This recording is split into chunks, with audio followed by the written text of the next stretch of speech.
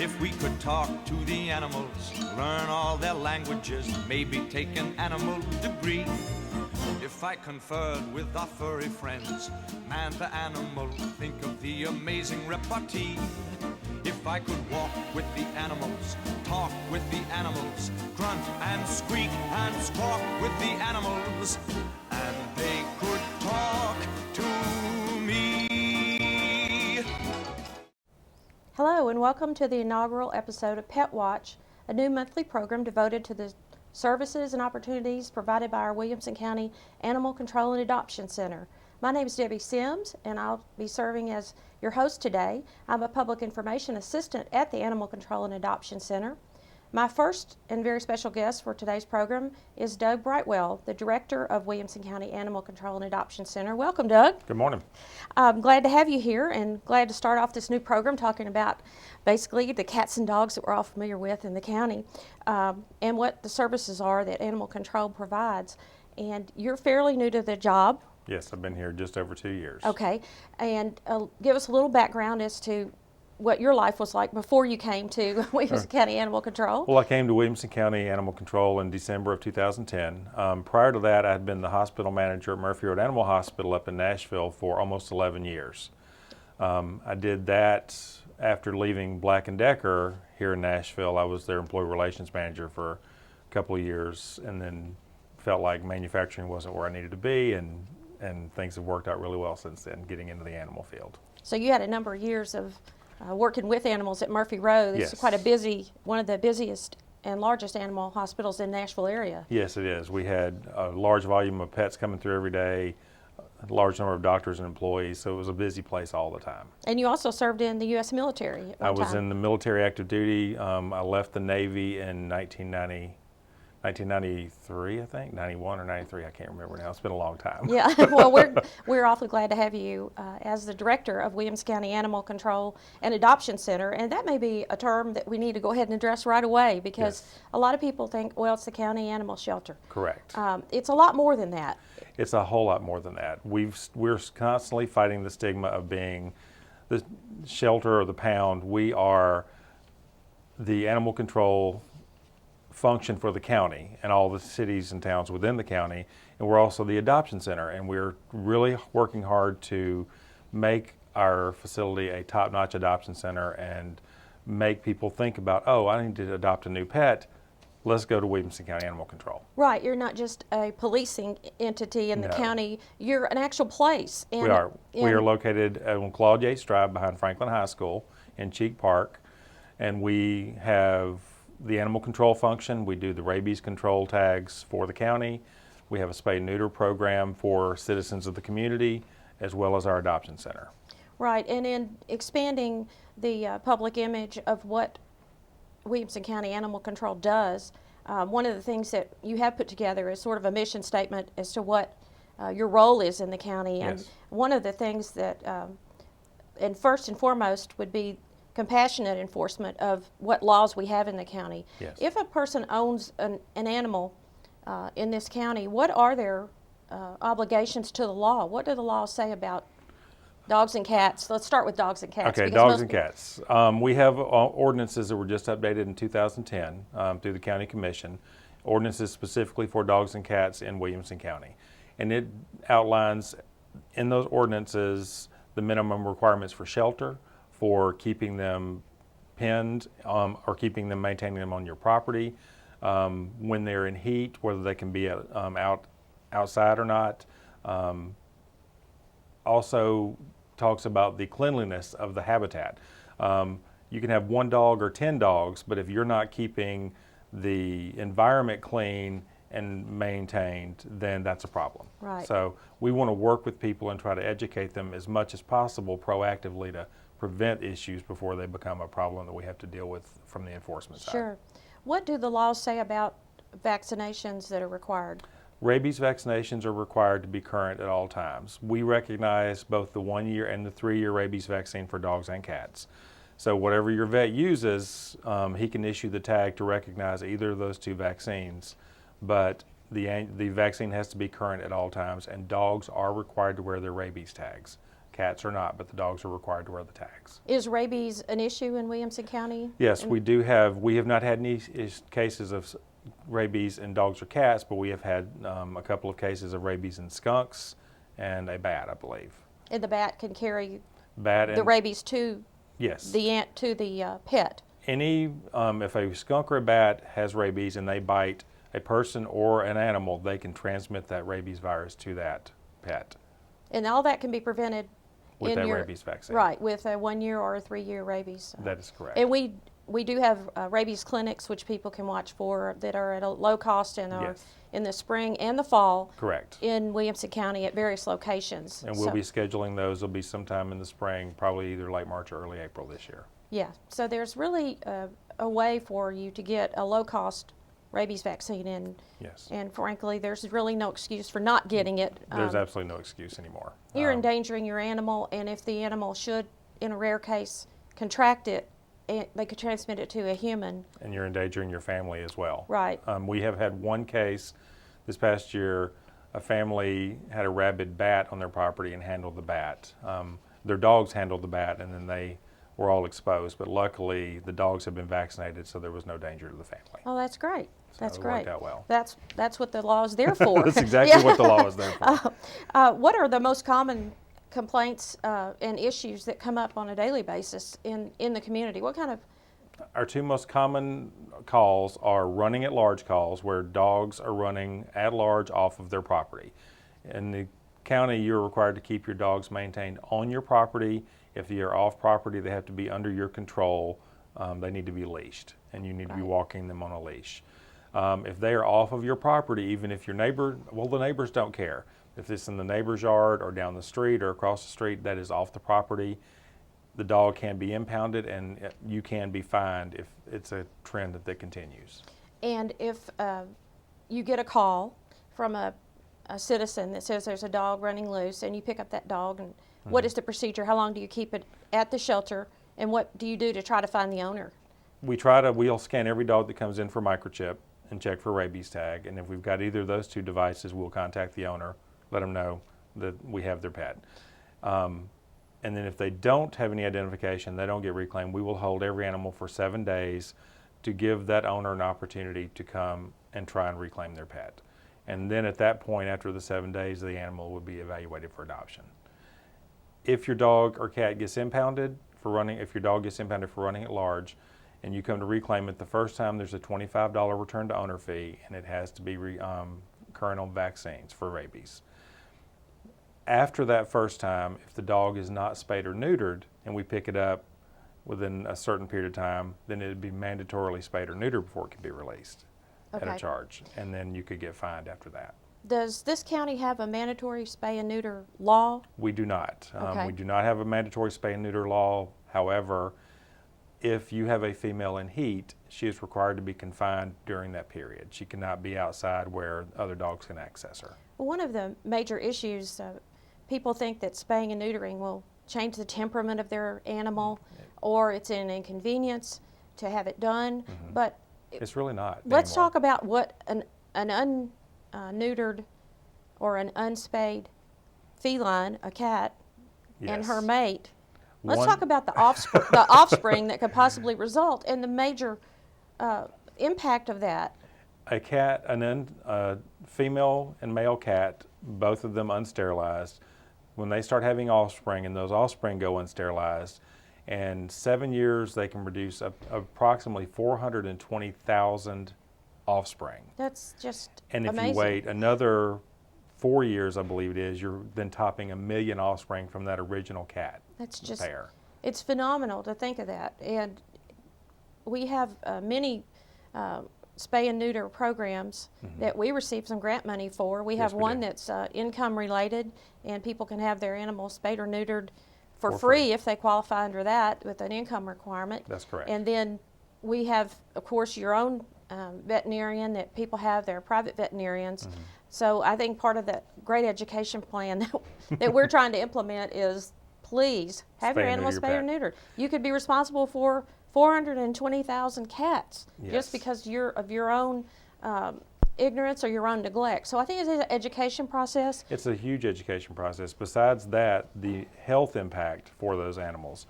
They're less likely to develop cancer of various types if they're spayed or neutered. They don't have any complications from the births. And also, as they get older, they can develop problems from still not being fixed. And also, temperament-wise, it does tend to calm them a bit. They have less aggression issues. They won't roam near as much.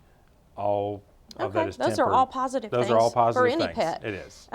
We also at Williamson County Animal Control investigate cruelty and neglect cases. Yes, we do. And those are the exception to the rule, but they are a terrible thing to see when they do happen. Yes. And we have animal control officers. How many officers on staff do we have that answer calls? We have 3 officers on staff for the entire county, and they patrol calls. And when we don't have calls, they also do random patrols for looking for issues as well. But we do a fair number of what we call welfare checks. People have concerns about the well-being of an animal on a property or in a home. They will call us, and then we will go out to that property and do a welfare check. Most of the time, there is nothing there. Maybe some minor issues to educate the owner on, but there's no cruelty or neglect going on. On those other occasions, we do find cases of emaciated animals, animals being hoarded in horrible conditions, some of them occasionally mistreated, and we have to then pursue legal action to try and get those animals into a better condition and a better environment. Right, and we do have at Animal Control a full-time veterinarian on staff who can evaluate every animal that comes in. A lot of people don't know that. Yes. A lot of her time is spent spaying and neutering the animals that are available for adoption, which is a current policy is now that we will spay and neuter all animals that go out to be adopted. Every animal that leaves our shelter on adoption, if they weigh over 3 pounds, they are spayed or neutered before they leave. Well, let's touch on the adoption center. We've expanded that. We've added it to our name to make people aware. We've instituted a couple of programs to help match people up with their pets. Yes, we are doing safer assessment for dogs to better assess their aggression issues. And then we are now, with dogs, doing the Meet Your Match program to match dogs' personalities with the personalities of their potential adopters. And we will also be doing the Meet Your Match program for cats in the spring of this year. Great. And that is to cut down on the returns of adopted animals. A lot of people don't know that when they adopt a dog at Williamson County Animal Control and Adoption, that the dog is normally housebroken. Yes, it knows how to walk on a leash. It knows, many of them know how to obey commands because daily they're walked 3 to 4 times by volunteers. That's correct. And they learn. So it's dogs are somewhat sensitized to human interaction. Yes, they are. The only animals we put in adoption, some have a criteria. We assess their personalities pretty good, don't we? We do. We really know, do. We know whether they're good with cats and kids, and they need to be alone, or each animal is different. It's very different. Cats, everybody's got their own personality. and we have our own in-house cat whisperer, and Marcy, so she knows all about cats. So cats are a mystery, a little more mysterious than dogs. Sometimes, yes. Sometimes they are, and we have all personalities of that. And many of the animals that we get are turned in by citizens, and we want to educate people and let them know that when others can't take care of their pets, that we need new homes for them, and our goal is for every animal to get a loving, wonderful environment to spend the rest of their life in. Absolutely. Well, I want to thank you for being here today, and I think we barely touched on the services that Williamson County Animal Control and Adoption provides, but I want people to know that if they're interested in adopting, they can go to our website and look at the animals that are there. We have them through Pet Finder. We have photos, or they can come over to the center by Franklin High School at 106 Claudia Yates Drive, and our wonderful volunteers will come through and help them look at the cats and dogs and assess one that would be great for them. Absolutely. I appreciate your time, and we're going to explore some more topics with our next guest, Mark Basenberg, and we'll be right back after this break. If you're looking for a loan or you'd like to buy a home, when you want to land a job or your identity's been robbed, annualcreditreport.com, the one you can depend upon. Check your credit to review all your bills and payments too. It's as easy as can be, and it's absolutely free. Hey! Annualcreditreport.com, the one you can depend upon. Beware of the others, there's always a catch. They claim to be free, but strings are attached. Their ads can be funny, so don't be deceived. Hold on to your money, there's one site you need. AnnualCreditReport.com, the one you can depend upon. AnnualCreditReport.com, the one you can depend upon. AnnualCreditReport.com, no hidden fees, absolutely free. Welcome back to Pet Watch, a program about the services and opportunities provided by the Williamson County Animal Control and Adoption Center. My guest for this segment is Mark Basenberg, who's Community Relations Coordinator for Williamson County Animal Control and Adoption Center. Welcome, Mark. Hi, Debbie. Thanks. I'm glad you're here today to share with us your new position at Williamson County Animal Control as Community Relations Coordinator. And I've known you for years. We've been friends from way back, and I was so glad to see that you join our staff. Tell me a little bit about your background and what led you to work at Animal Control. Well, I've lived in Franklin. My wife and I have moved to Franklin back in 1977, so we've pretty much been here our whole adult lives. I spent my whole working career from 1977 until, I guess, 2010 in the technology field. I was in technology sales, hardware, software, services, that sort of thing. Mm-hmm. I left my last technology job and started looking for another one, fully expecting to stay in the technology field. And after a couple of months of working the job boards and telephones and doing interviews and stuff, I realized I really needed to get out of the house and be a little more productive. So I started volunteering at Williamson County Animal Control, and it just kind of became a 2-hour-a-day, 6-day-a-week thing for me. And I just realized, and people kept telling me that this is your passion, this is what you need to be doing. And I thought, how can you ever get make a living doing that, working with dogs and cats? But the position became available, and I decided to interview for the position and was hired, and it's just it's been a wonderful thing for me to sort of a second career later in life. And if you hadn't volunteered, you might not have ever realized what that passion existed inside of you. I wouldn't have. Yeah. I wouldn't have. I mean, I was a casual. Everyone knew I loved dogs, especially, and we would keep other people's dogs, and everybody knew I was good with them and had a natural affinity. But who knew? And you have an affinity for adopting greyhounds, don't you? I do. We have a couple of rescue greyhounds, retired racing dogs. Yeah. And in addition to my Wilma, who's a American Staffordshire mix that came from just the first dog I fell in love with at the shelter and during my volunteer time. So you've been taking some dogs home with you too. I did. I like just about everybody at the shelter. I'm what we call a failed foster parent. Yeah. Well, that's okay. We love it when they end up in a great home. Yeah. What are some of the goals that you have in community relations? Is a new position and a very necessary one, because as our first guest told us, the director is looking for community education and other ways to branch out in Williamson County. So what are some of the goals that you have? One of my primary responsibilities is to manage the volunteer program at the shelter. So really, so far, I've been in the job about 6 months, and my main focus has been on trying to figure out a balanced solution on both sides of the equation, the volunteer side and from the internal side. How to create an effective, how to improve a volunteer program that frankly has already been very good, very active, very dedicated people. But like any other program, it can be better. So I've been looking for ways to improve it, and that's where most of my time has been spent so far. My goals and the director's goals for me in 2013 are to become much more of a presence in the community. Educating the public on responsible pet ownership, talking about spaying and neutering, just making, bottom line, making it easier for people to adopt from us. And let's go back to volunteering for a moment. And one of the most visible jobs, if you've ever been over to the shelter, you'll see a steady stream of volunteers morning, afternoon, and evening walking our dogs. It's important. A dog has to be walked several times a day for their health, exercise, and we have many people that do that. It's not the only job there is, but it is a well-oiled machine. I've seen it in operation, and our animals do depend on those volunteers. About how many people do you have currently that volunteer in any capacity? You know, our list of volunteers that are on basically on the email list it's approaching 400 now. Wow.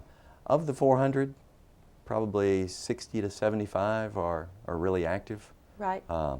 And most of them are dog walkers, because that's where we need the highest number of people. Right. You know, the folks who come in and do the cat socialization, spend time with the cats, take them out on our new outside porch for cats so they can get some fresh air and playtime. Right.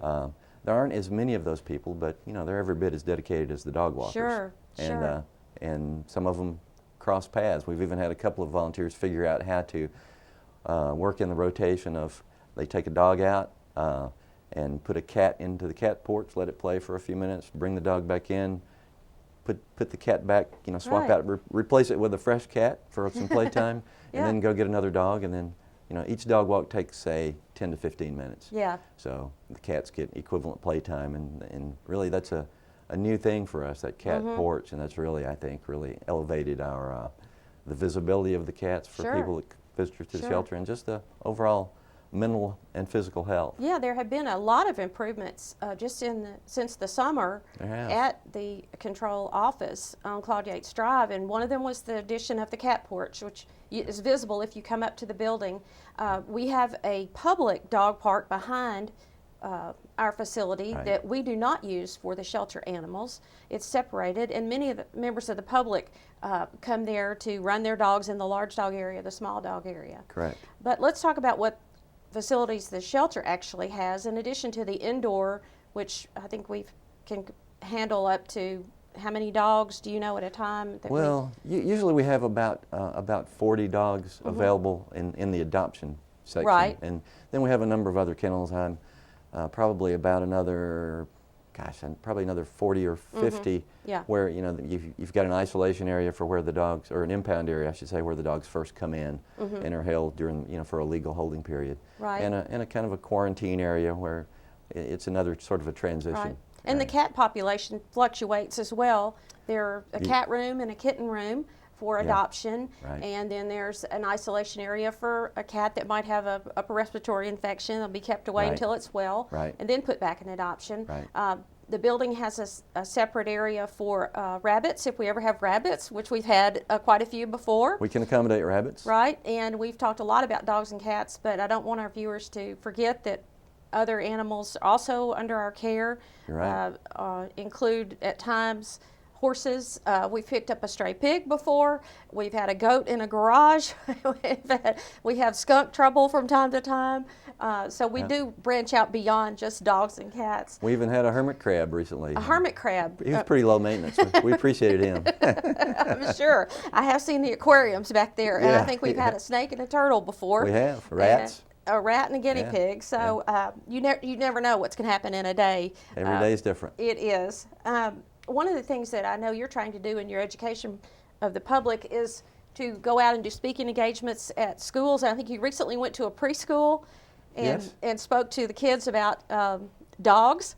I did. You know, responsible pet ownership, and you know, as much as perhaps they can influence their parents or something, but you know, we're happy to go out and visit schools. Of course, you know, given my background, I'm much more comfortable going and talking to a corporate audience, or a Rotary Club. But you survived the preschool, I understand. I did. Yeah. A lot of people want to come over and help us in different ways, and one of the things I've seen that you've cultivated in the last few months is we've had local companies come and do a project on a Saturday with 10 or 12 people. In a community service-oriented mode that many people are in at this time.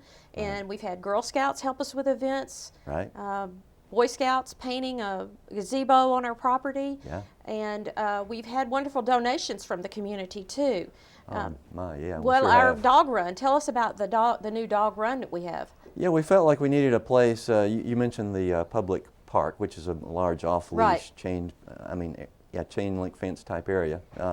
But we didn't have much space for our own shelter animals. So I got a proposal, kind of did some studying about what's happening around the country and developed a plan for it's a 25 by 100 foot chain link fence, which is just a run play area for our own dogs, because some of the dogs, don't require that much exercise, but others they really need to get out there and run. Yeah. So we needed a place for them, and an anonymous donor stepped up and funded our project, and it's been a wonderful addition. Well, every to time have I that. look out back, I see one of our volunteers in the enclosure with one of our Always. dogs, and they get the chance to run and stretch their legs and build their muscles and get ready to be adopted. And they learn to retrieve, they learn to interact with humans, bring things back.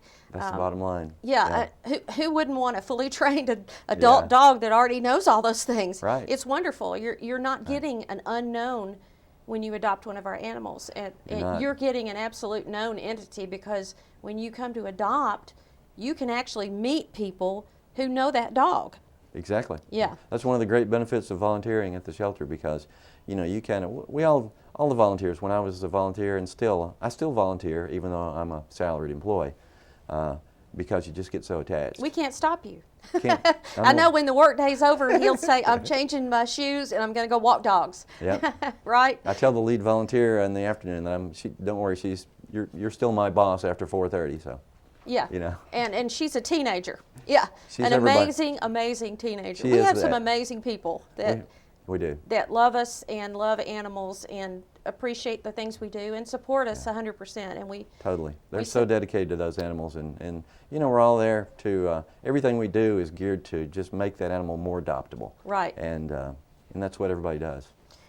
Now, we have also developed a couple of fundraisers through the year that we've had. We had an event at Gallery 202 with our friend Kelly Harwood there was nice enough to hold Waggin' and Braggin' for the second year last summer, and we appreciate that so much. We have developed a relationship with Darrell Waltrip Subaru. Correct. And we had an event there.